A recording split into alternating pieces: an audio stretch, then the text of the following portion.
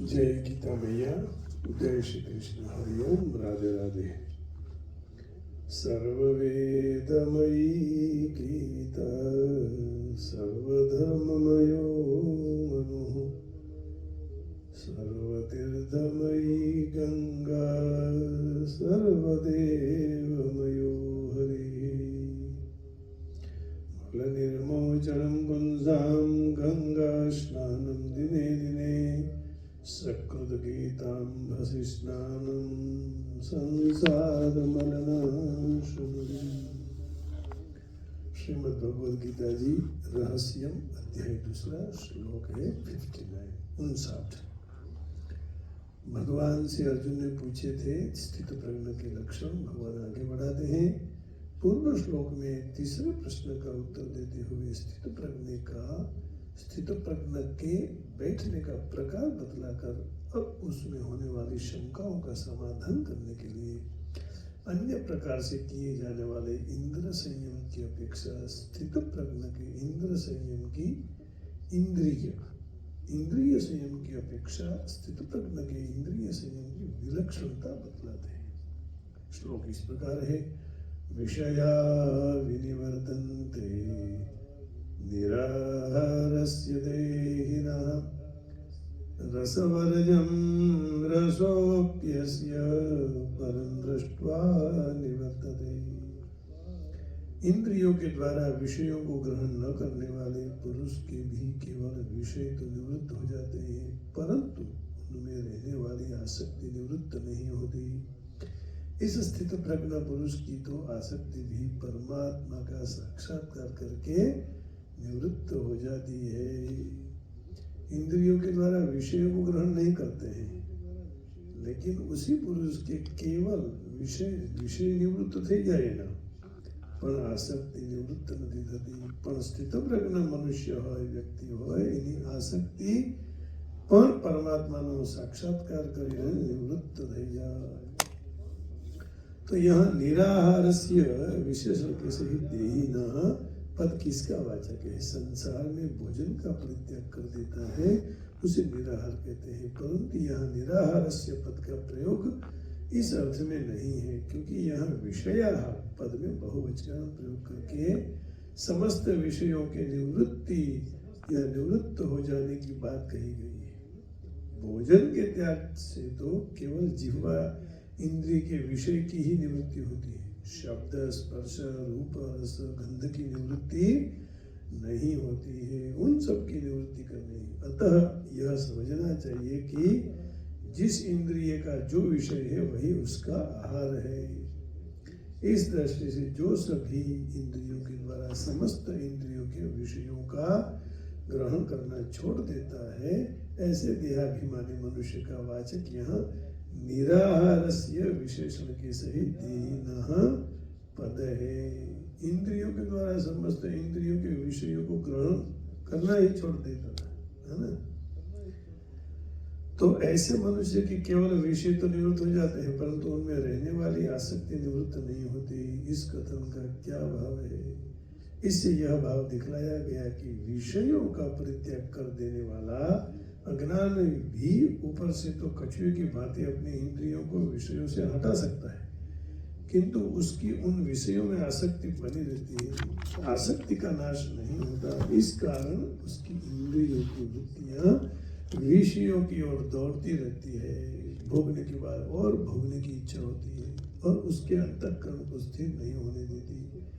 तो निम्नलिखित उदाहरणों से यह बात ठीक समझ में आ सकती है कि रोग या मृत्यु के भय से अथवा अन्य किसी हेतु से विषयासक्त मनुष्य किसी भी एक विषय का या अधिक विषयों का त्याग कर देता है, वह जैसे जब जिस विषय का परित्याग कर देता है तब उस विषय की निवृत्ति हो जाती है, वैसे ही समस्त विषयों का त्याग करने से समस्त विषयों की निवृत्ति भी हो सकती है।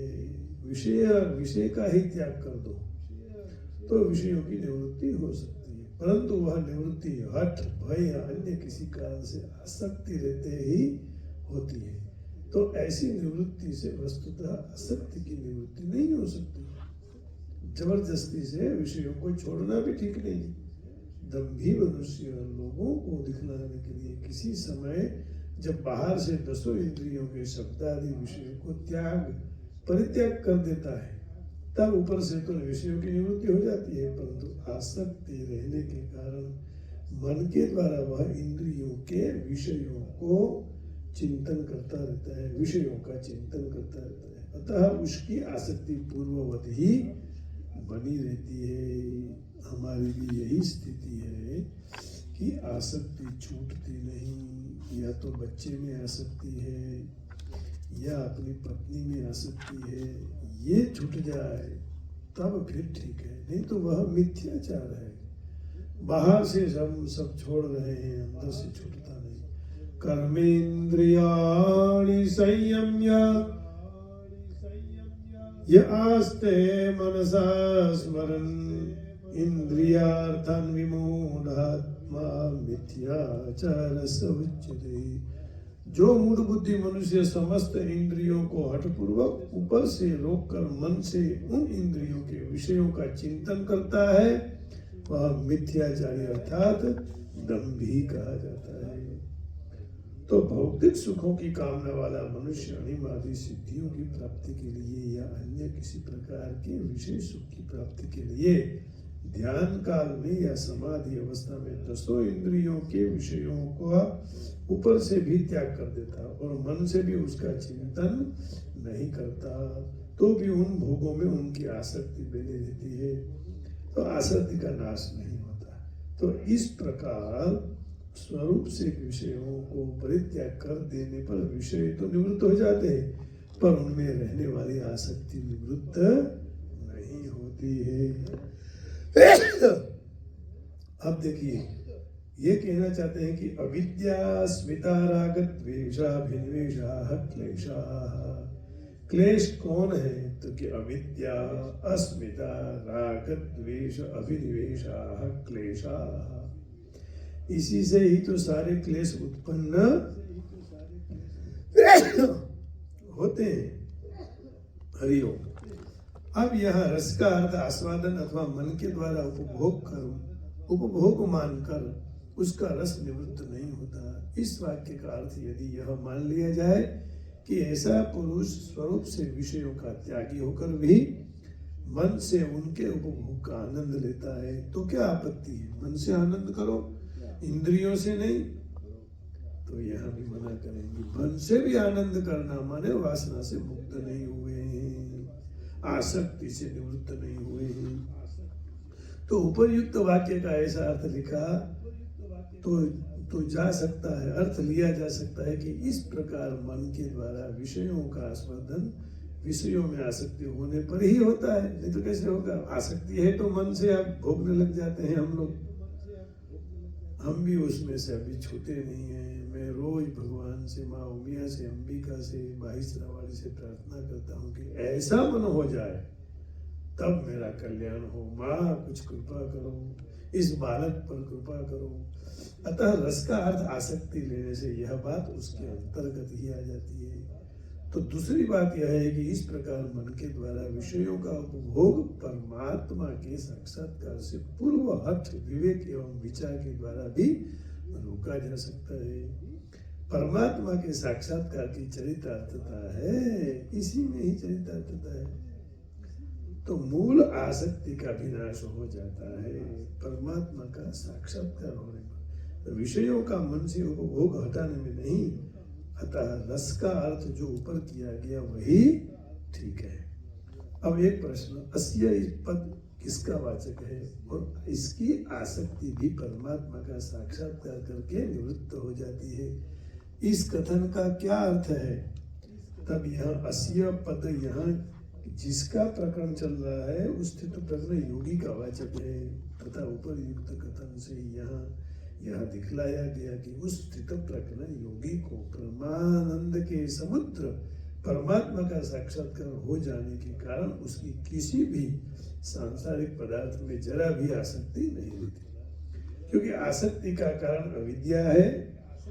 और अविद्या अस्मिता राग द्वेषाभिनिवेशा, अविद्या अस्मिता राग द्वेषाभिनिवेशा क्लेशा। तो अविद्या है, उस अविद्या का परमात्मा के साक्षात्कार होने पर अभाव हो जाता है। अविद्या आने से फिर साक्षात्कार नहीं होगा। साधारण मनुष्यों को मोहवश इंद्रियों के भोगों में सुख की प्रतीति हो रही है, इसी कारण उन्हीं की उन भोगों से आसक्ति है, पर वास्तव में भोगों में सुख का लेश भी नहीं। उनमें जो कुछ सुख प्रतीत रहा है वह भी उस परम आनंद स्वरूप परमात्मा के आनंद के किसी अंश का आभास मात्र ही है। जैसे अंधेरी रात में चमकने वाले नक्षत्रों में जिस प्रकार की प्रतीति होती है, वह प्रकाश सूर्य के ही प्रकाश का आभास है, और सूर्य के उदय हो जाने पर उनका प्रकाश लुप्त हो जाता है। उसी प्रकार सांसारिक पदार्थों में प्रतीति होने वाला सुख आनंद में परमात्मा के आनंद का ही आभास है। अतः जिस मनुष्य को उस परम आनंद स्वरूप परमात्मा की प्राप्ति हो जाती है, उसको उन भोगों में सुख की प्रतीति नहीं रहती है।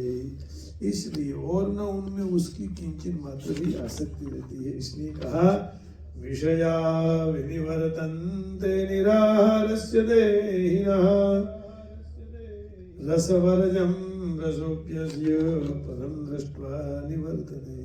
क्योंकि परमात्मा एक ऐसी अद्भुत अलौकिक दिव्य आकर्षक वस्तु है जिसके प्राप्त होने पर इतनी तल्लीनता, मुग्धता और तन्मयता होती है कि अपना सारा आपा ही मिट जाता है। फिर किसी दूसरी वस्तु का चिंतन कौन करेगा? इसलिए परमात्मा के साक्षात्कार से आसक्ति के सर्वथा निवृत्त होने की बात कही गई है। इस प्रकार आसक्ति न रहने के कारण स्थित प्रज्ञ के संयम में केवल विषयों की ही निवृत्ति नहीं होती, मूल सहित आसक्ति का भी सर्वथा अभाव हो जाता है। यह उसकी विशेषता है। तो इसी श्लोक भगवान के चरण में अर्पण करते हैं। विषया विनिवर्धन्ते निराहारस्य देहिनः रसवर्जं रसोप्यस्य परं दृष्ट्वा निवर्तते। तो इंद्रिय का जो विषय है वही उसका आहार है। निराहार माने बिना भोजन रहता है, वो अर्थ नहीं लेने का यहाँ खाया। आइए अब ऐसे सावरे की हम मूर्ति उतारे, आरती उतारे, ताकि हमारा मंगल हो।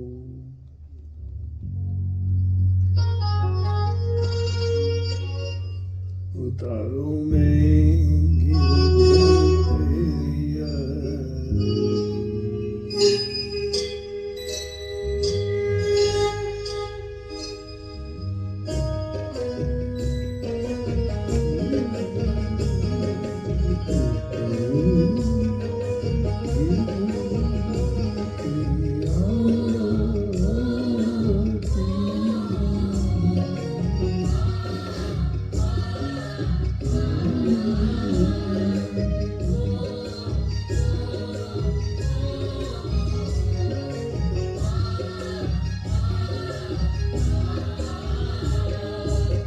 मन में बसा कर तेरी मूर्ति, उतारूं मैं गिरधर तेरी आरती।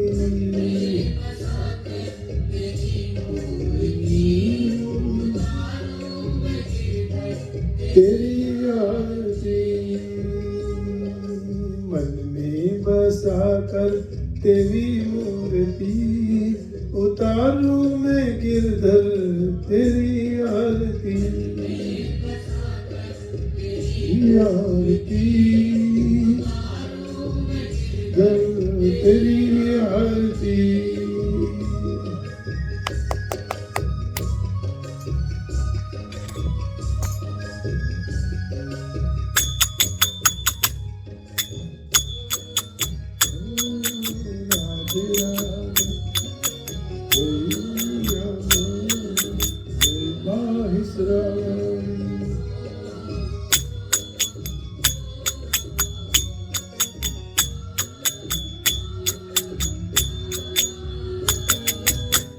करुणा करो कष्ट हरो ज्ञान दो भगवान, भाव में फंसी ना उतार दो भगवान।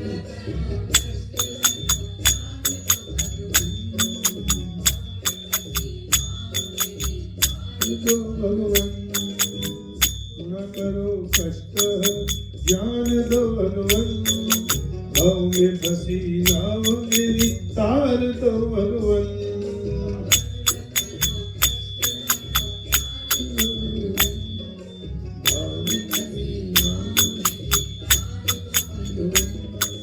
दर्द की दवा तुम्हारे पास है,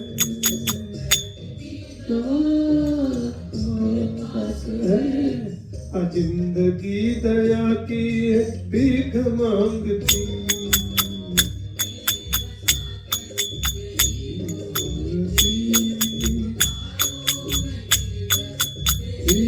आरती तेरी मूर्ति, तेरी आरती। जय माँ बाहेश्वरी अंबिका, जय उमिया माँ। हे परम तत्व, हे राम प्रभु, हे कृष्ण प्रभु,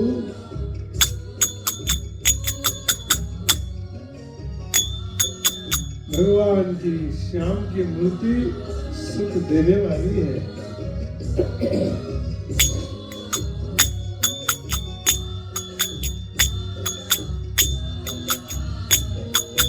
मांगू तुझसे क्या मैं यही सोनू भगवान, जिंदगी सब तेरे नाम कर दिया अर्पण। भगवान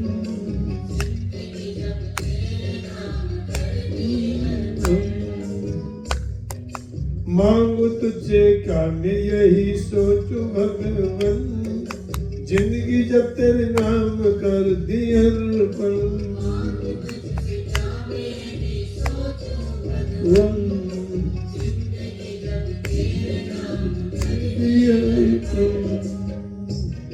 सब कुछ तेरा, कुछ नहीं मेरा,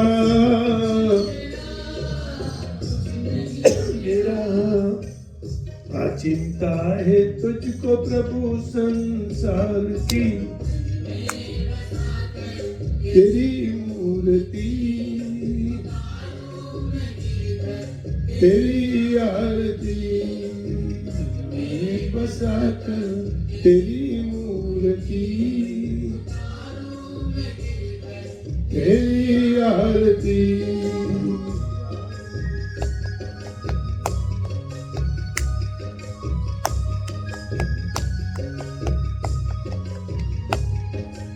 हरे हरे कृष्ण प्रभु, कैसा ऐसे अवसर शुभ दिया है कि भजन ही रहा।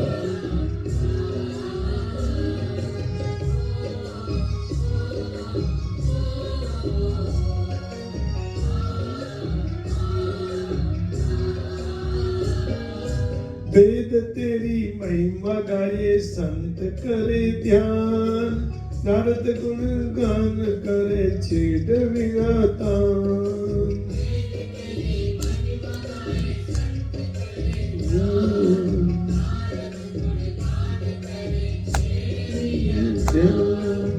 वेद तेरी महिमा गाये संत करे ध्यान, नारद गुण गान कर छेड़ विगाता।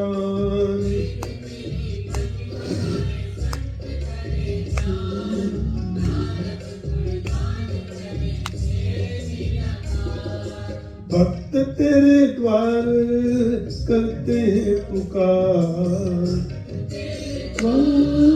करते हैं पुकार, दास तेरी मिलकर एक गाये आरती, तेरी मूर्ति, तेरी आरती मन में बसा कर, तेरी मूर्ति उतारूं मैं गिरधर, तेरी आरती